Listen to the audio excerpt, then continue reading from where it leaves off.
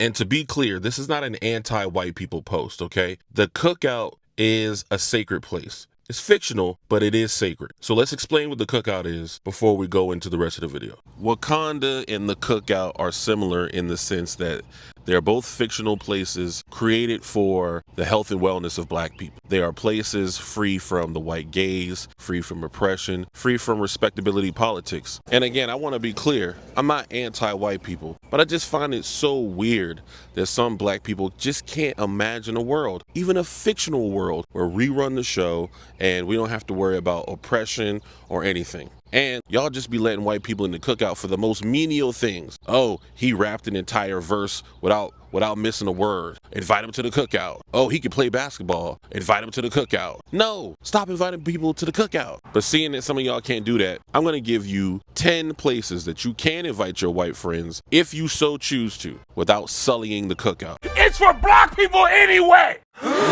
So the first place that you can invite your white friends is a dinner party. Cook the finest of soul food or whatever your African diaspora cuisine is and introduce them to your friends and family via a dinner party. The next place that you can invite your white friends is a baby shower. I wrote an article in my newsletter about this last year sometime.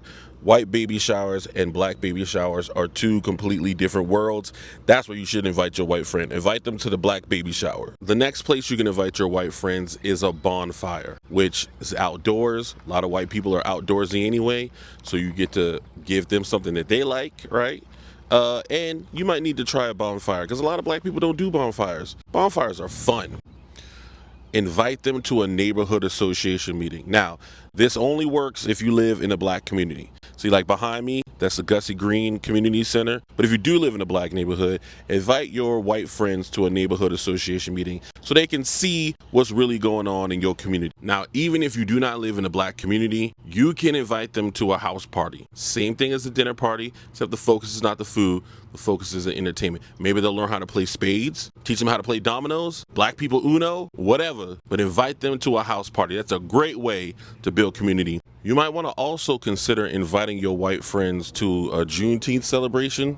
Now, I don't know how many of y'all do Juneteenth celebrations, but if you do, that's a perfect way to integrate your white friends into your black life. Oh, and if you need ideas on what to cook, my homegirl Nicole Taylor wrote the official cookbook for Juneteenth. You should check it out. Now, depending on how close you are with this white person, you might want to invite them to a repast.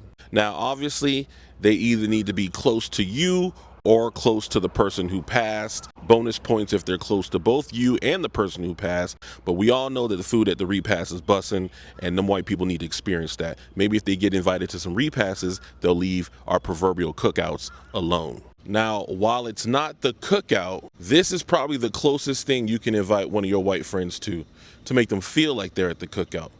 And that's a barbecue. Hey, it's sunny outside, somebody done graduate, that boy done finally passed that class, that girl got her cosmetology license, whatever. Black people will make up a reason to put the grill outside and put some meat on that grill. That's what you should be inviting your white friends to. Another place that you can go to make your white friends feel part of the family, so to speak,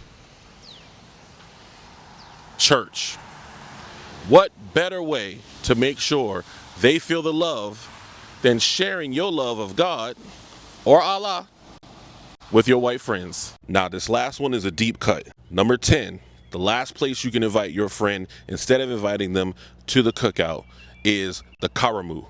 Now, the Karamu is the dinner that you have at the end of Kwanzaa.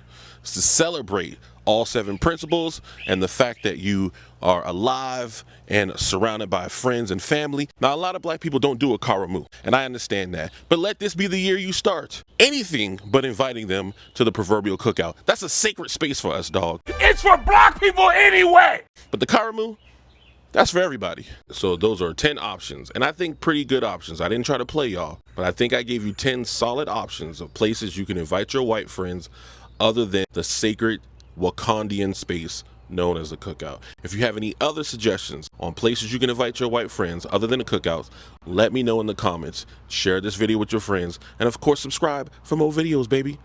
Peace.